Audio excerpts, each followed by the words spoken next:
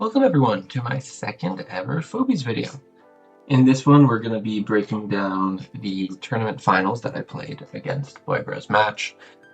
I posted one a couple weeks ago, probably more at this point actually, of the quarterfinals that I played against Potenzia 2. That one was 53 minutes long. I don't think this one's going to take as long. I'm going to try to keep it short, try not to ramble quite as much. But I hope it'll be a fun ride. So this was, again, the culmination of the first official Phobies tournament. I think we played the first round at the end of July. So definitely it's been 3 or 4 months at this point. So, you know, it was a long tournament, culminated in this final. I'm going to be breaking down the match I played. Boibrosmach8, I did not know that much about him going into this tournament. I knew that he had defeated several very strong players and that he had a somewhat aggressive play style. But beyond that, I didn't have that much of a huge strategy going into this game. We decided on this map last rites. You can see here, it's got lots of sort of awkward obstacles. Most of the panic points are on the bottom, but the hearts are on the top. I debated a couple ways to play this. I decided to go for Gravedigger. One of the things that's very nice about this map, or very, very important to know about this map, is that, as you'll see, that happens in this game. Three rangers like Innocuous and the Sentinels are quite strong. So, for example, if you can get an Innocuous here, or if you can get an Innocuous here, you can see how they control like all of the panic points in the game. So I wanted to rush out Gravedigger. I wanted to rush out destroy this block, and then if I can, you know, a few turns later, this Gravedigger can actually destroy this block, especially if I'm running something like a tractor or something else that can get a nice pull. A lot of the game is played in that sort of north central area, and breaking those blocks can be quite good with ranged phobies. We'll see here the response from Boibros is a pretty good one. It fits with his aggressive style. So he plays the Tooth Fairy to control the bottom 2 panic points. The Creep is known to be a pretty fast start. It's a very good phobie for that, and it also provides a little bit of a threat with this Gravedigger. So in some cases it's okay if the Gravedigger gets hit because I can leech it back and kill the Creep. In some cases it's not, you know, it's not great for me. And then finally the Cowbell. You'll notice we both played Cowbells so that we can run onto this disease in the middle. And the Cowbell just picks up a panic point to start piling on some hard damage. All in all, pretty standard, good play. So as I talked about earlier, here I run Innocuous. The Tooth Fairy prevents me from actually capturing any of the points without just it immediately dying and being recaptured. So instead I just control the points without capturing them. So in this case, my Cowbell can just actually sit next to the point and defend it, and then my Innocuous can cover the 2 other points. So Boibros here makes a move that is very, like, it's got a lot of thought behind it. It ends up not working, but I can definitely see where he was attempting here. So the idea here is that you want to capture multiple panic points at once to overload the defense. So he clearly knows that 2 Innocuous shots does 700 damage, Creep has 800 HP. I can Vault Snipe it with a Jar Cannon or Snowball, but if so, Boibros is counting on the fact that he's got an Electrocat to get in, he's got a Tooth Fairy that can get in, and he's got a Ginsting that can get in. And all of that is going to provide a nice little, essentially, counter threat, all for my, like, to prevent me from spending all that energy to kill the Creep. It turns out I do have ways to defend against this, as we'll see. And it's important to note too, he can't really put something like the Ginsting here, because my Innocuous can just, instead of hitting the Creep, I can just hit the Ginsting.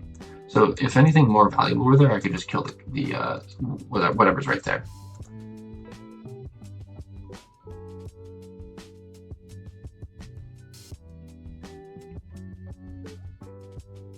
So we'll see my response here. And it has mostly to do with body blocking. The important part to know is that once I kill the creep, there's no more poison threat, and then the Electrocat does not do very much non-mechanical damage, or non-electrical damage. So the Jar Cannon comes out, confirms the kill. I get another tanky 1 key to sort of stabilize a little bit the panic points so that I don't take so much heart damage every turn. And you'll notice in this case, both my Jar Cannon and my Innocuous are protected and they can't die here, which is really great for me. And that actually means that these 3 Rangers can double up and hit a lot of areas. The end result of that is I get the creep, he gets a panic point, but I essentially get a extra key for that.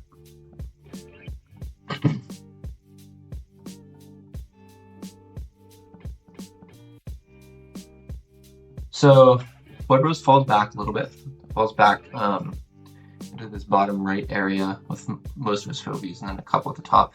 This first game was really interesting. It's going to come in handy for him quite a little bit later.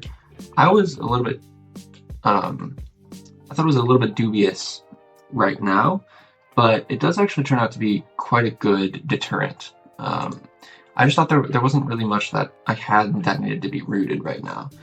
But we'll see it come in handy later. I also thought, like, why run the Rusty when he already has 2 1 keys? But again, we'll see how it ends up working to his advantage a little bit. I get my Gravedigger on the middle. So this is what I was talking about. You actually notice Boibros also ran an Innocuous. So we're running a lot of ranged phobies, and then I bring out Hematic Instinct.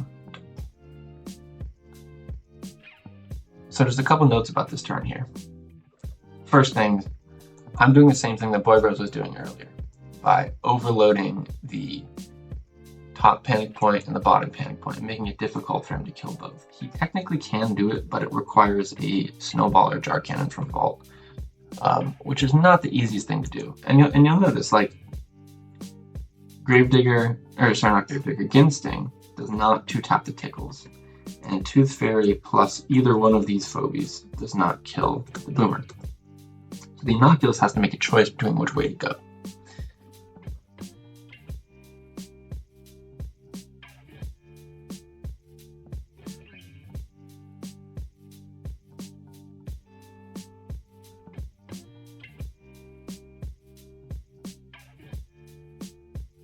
Boibros ends up choosing to go north to kill the Tickles.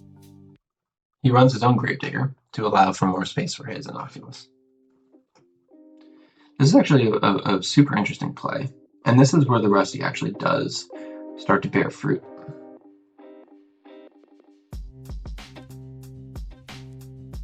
So the first thing I'm looking at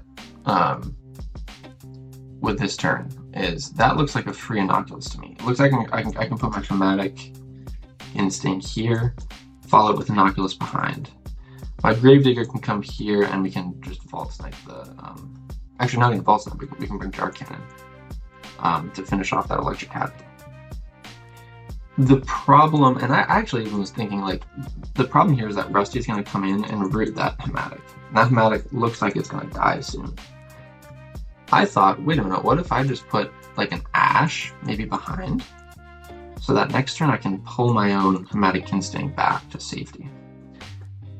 I decided not to go for this because Boibros can actually just run a Tractor, and by the time his Attractor's up, my Hematic is still going to be sitting right here. And so Attractor's going to get to move up, pull my whole team, and by that time, he's going to have enough of a comp that's just going to completely obliterate me. So already we're seeing sort of the fruits of that Rusty that makes it a little bit hard for me to dive. And again, that's a little bit because I have to run, and it's good to run higher good divers on your team. Hematic Instinct is amazing. I ran it on like every one of these matches. So instead of doing that, I play a little bit slower. And we'll actually see that for most of this game, where I have maybe a dive, and I decide to play it slower. And that's how I get to, spoiler alert, I run Akira later this game. See two things here. The Boomer, which didn't die, now gets to collect an extra panic point. And I bring out Cupcake. Cupcake is just the best Phobie in the game. It's so good. It's especially good with Hematic Instinct. Now my Hematic can just be Cupcaked, and I'm threatening to kill the Tooth Fairy, I'm threatening to kill the Innocuous, I'm threatening to do quite a bit of damage to that Gravedigger. Things look good. Boibros runs Benny here. Again, it's a very defensive move, and it doesn't spend all of his keys. So I thought this was not great, but again, that Benny will turn out to be very solid and very hard to dive into. And we'll showcase that later. There's a dive here. I'm not really going to get into it. I can kill the Gravedigger for reasons similar to last turn. I didn't really love how it looked.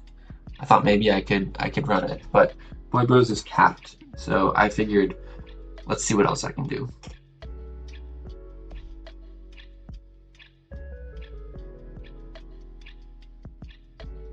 So I shift a little bit to the north because I have a panic point advantage, and my Innocuous is now covering every panic point. And I'm looking at, let's see if we can attack the heart.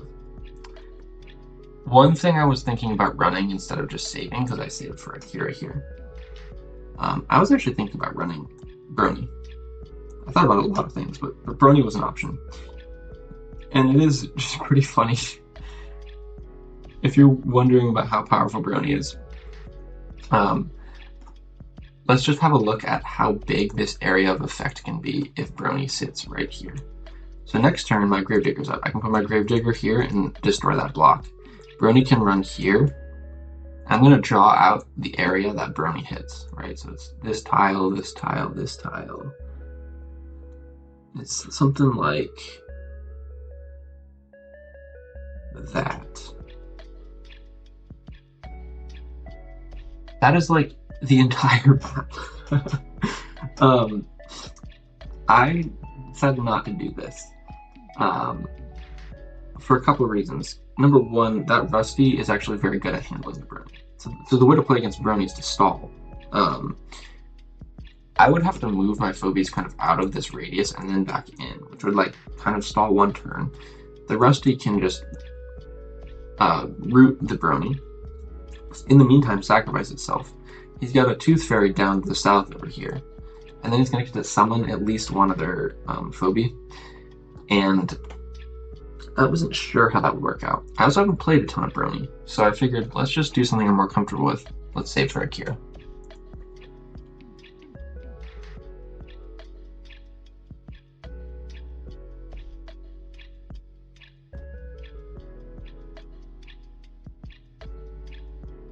So Boibros here recognizes the threat on the heart, needs to protect it. Makes a ton of sense. Also sacrifices his cowbell so he can get out his own high key Phobie. So here I make like a little controlled dive. There's my third Gravedigger block, by the way.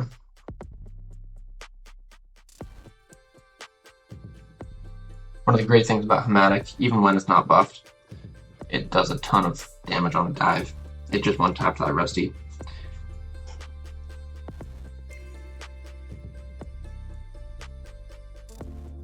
So I recap the bottom with the cowbell, so I can make space for myself. So let's look at the position here. The Tooth Fairy on the bottom is going to kill that cowbell. I actually missed Boibros' play here. I thought he has to just hit once and fall off, and my Cupcake is just going to heal that back if I ever dive. Gravedigger is up, so I looked at like he could destroy this block and try and step up and hit anything, but if he ever does that, my Cupcake on the Akira is just going to go to town. It's 100%, or it's not 100%. It has AoE, but has AoE on both shots. That would be 700 AoE total. It's, he can't dive. He can't shove into this. And I'm thinking, I got my Akira out. It's the first Akira. This is looking really good for me. And this move that Boibros plays is probably the best turn he plays in the entire game. It's quite strong, and I was not happy when I saw this. So actually, I missed two things. Well, I missed one thing, and I sort of hadn't really considered another.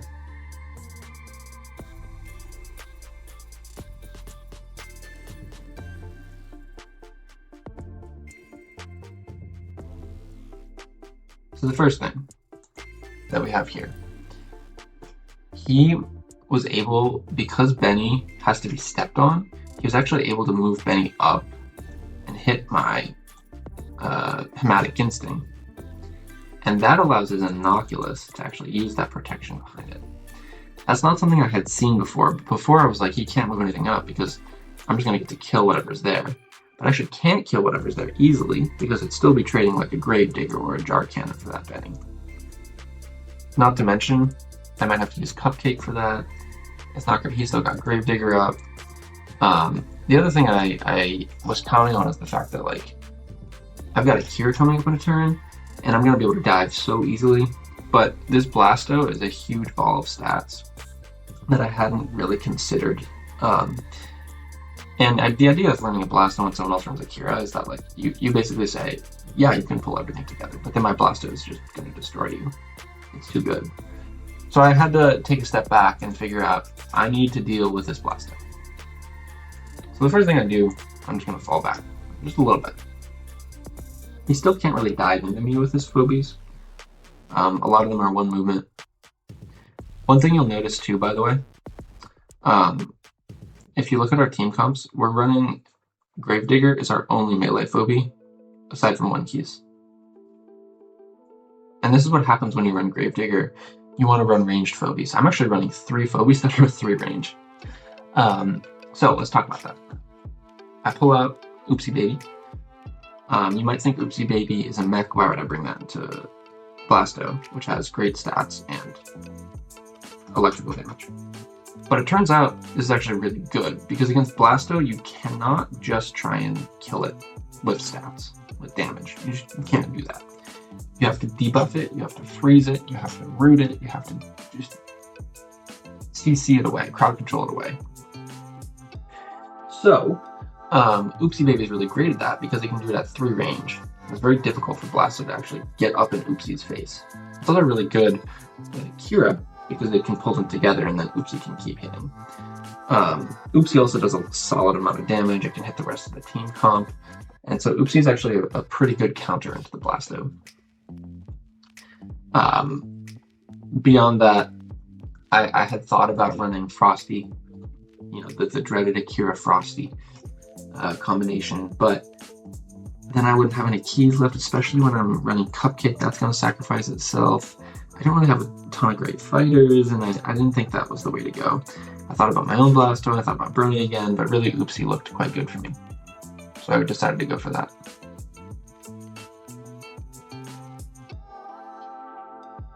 One thing while we watch Boibros' turn here, when he falls back to the bottom right, in the last recap, I drew a lot. Like, I drew a lot of a lot of, like, you know, where if this Phobie goes here and that Phobie goes there, that can hit that, that can hit that. I'll do some of that in a turn or two. But this game was much less about those like little tactics and much more about the broader strategy of, well, he's got a Blasto. How do I counter that? Or if I run Brony, does that look good? Or should I wait for Akira? It's much more of like a broader, like, what do I pick and where does it go, instead of how can I engage and fight?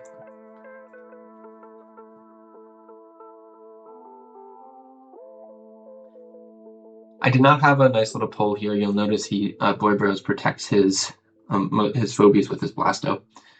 Makes sense. But I think there's actually something pretty funny here. Boibros has a 3-2 panic point advantage, so he's doing 200 damage per turn, total of 400 between both of our turns. My Jar Cannon can just plug away at his heart, dealing 440 damage per 2 turns. So I actually, despite having panic point disadvantage, can just sit here and outshell his heart. I thought that was kind of funny. So this actually does mean Boibros has to spend his keys and somehow get into my position, which is not so easy when I have 3 Rangers and an Akira. So what does Boibros do? He runs his own Akira. This effectively starts a timer. I need to make a dive this turn or next turn, because if Boibros gets to use his Akira, all of a sudden this Blasto, which was going to be depowered, is not going to be depowered when he gets a shot off, and that's going to do a lot of damage to these mechs in particular. Also remember that my Hermetic Instinct has been chipped. What is his HP right now? I think it's like, yeah, 780. It's been chipped hard.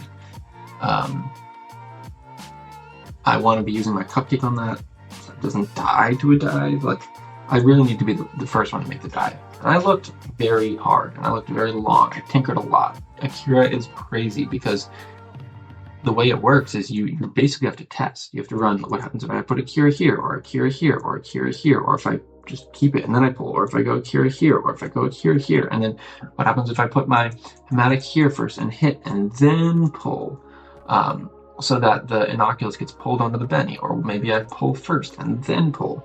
And then I run my Droney and I step on a Benny. There's so many different things. I'm only going to take you through one pretty interesting line before I show you what I actually did.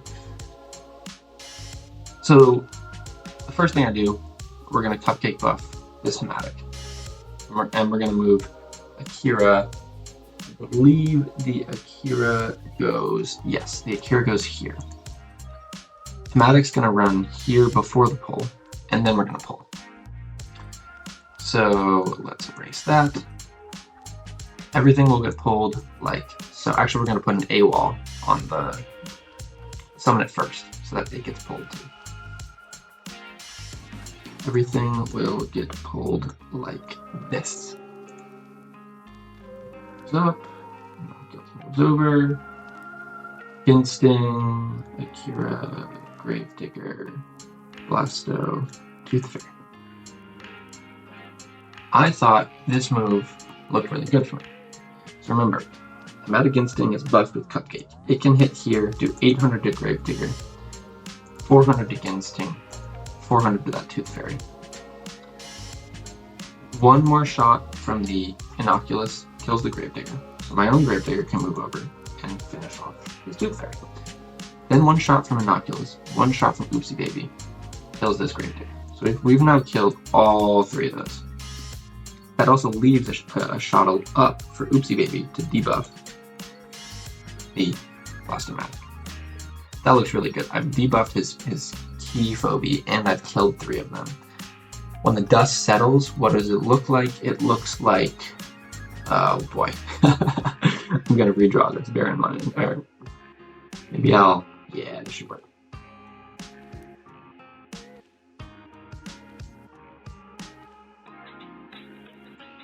AWOL, by the way, can make it here, which is right next to the Blasto, which makes a huge threat on the Blasto.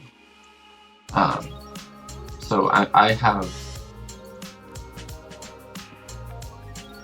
the Blasto's going to have to back up, basically. Jar Canyon can just shell the Benny twice and chip it down. I also really liked this because now AWOL's actually threatening to step on the Benny if the Benny stays. But it's important to do your diligence when calculating here, because what I realized was Akira can hit Gravedigger twice and kill it because of the Tooth Fairy dimensional death damage. Benny can hit twice, Innocuous can hit twice, that kills the Hematic Instinct. Remember, that's where that chip from earlier comes into play. They would not normally have been able to do that. Then Boibros can move his Blasto back 1 after hitting once, probably with a line attack, so that Innocuous takes 300 damage.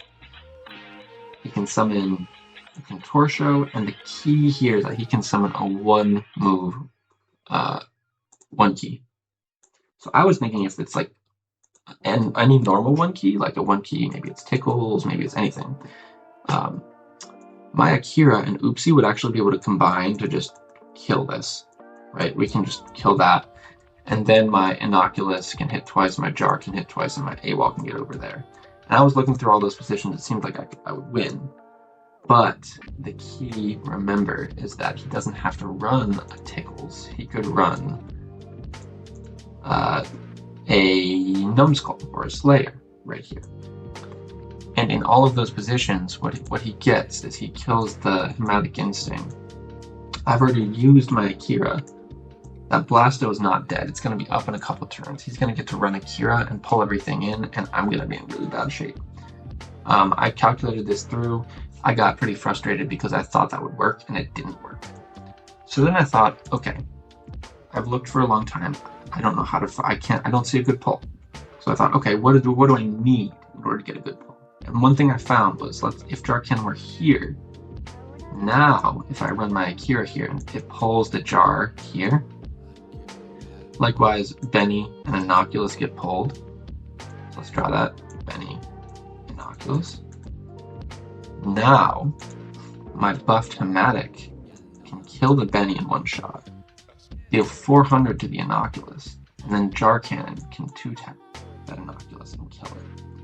And that was the thing that I really wanted to create. But then I realized, I played around to make sure to see what it looked like. What if I just run that right now? That's what I ended up doing.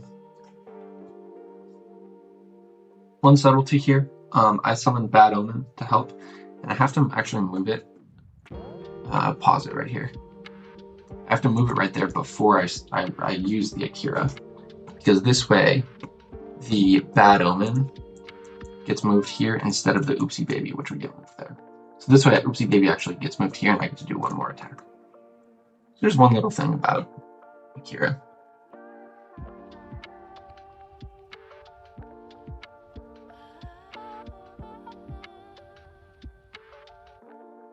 So I get the Benny, I chip the Innoculus down basically to 1 HP.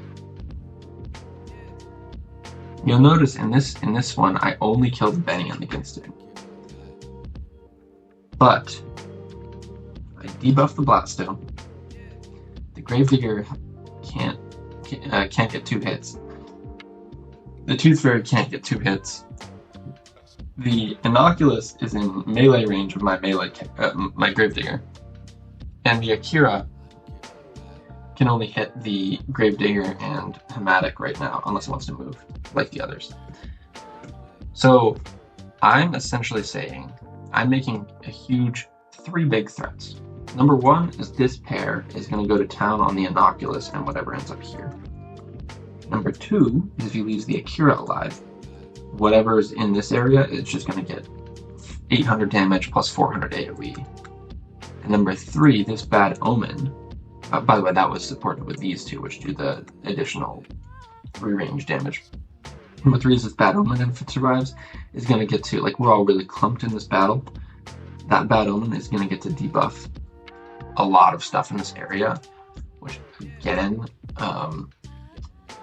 extends the fight for me. It makes that Akira that he has way less scary.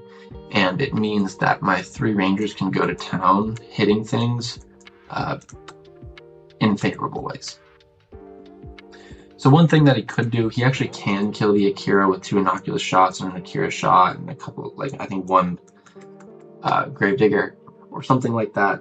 But the thing is, if he kills Akira, he can't handle the other 2 threats. He just cannot handle all of my threats at the same time.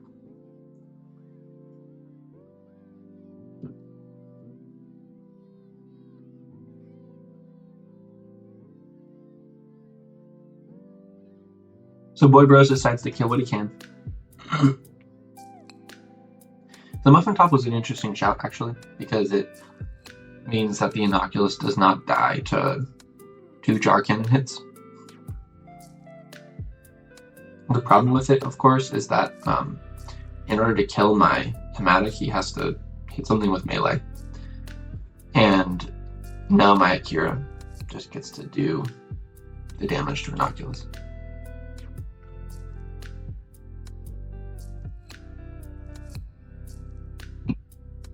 So in this final turn,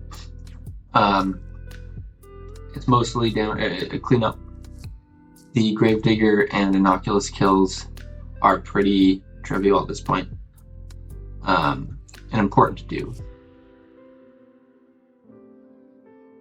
And then we do get the Bad Omen that debuffs the rest of the team. Not only does it debuff the rest of the team, it doesn't re-debuff the Blasto, which already has a slightly bigger debuff from the Oopsie. So the entire team is debuffed. This feels very aesthetically pleasing when you're the one doing the debuffing. And the turn after this, Boibros resigns. So he surrenders. So, you know, I mentioned this earlier. I tend to do better in games where it's like lots of calculation of like how the different lines go. This one was a different skill set, and I had different times when I could have made a dive. I played a little bit slower and controlled. I think it ended up working, but it also was a little bit more stressful for me, actually. Especially with Akira, though, like, if you have the time to tinker, it's so powerful. That combined with Cupcake. I played several Phobies that I think are a little bit too powerful and should probably be nerfed. Akira, Hematic, and Cupcake being 3 of them. I think noting the Oopsie into the Blasto is something to see here, like how effective it was. Blasto had 2 shots there of like 50 damage or 100 damage into my team, and it just, you know, was hamstrung. I do want to say congratulations to Boibros and everyone else for making it deep into the competition. Thanks a lot for the Phobies team for running this tournament. I hope to see more in the future. If you are interested in seeing or in any more breakdowns of games, I know we're 32 minutes in, or maybe if you want these to be shorter or longer, or if you have any suggestions. I'm still new to this, still learning. You know, you may be able to tell from my microphone setup or whatever. But yeah, please let me know your thoughts or suggestions. I'd be happy to break down more of my games or top player games or your games or something. So yeah, just let me know how you're feeling. I enjoy making these, so I appreciate you watching, and I'll see you in the next video.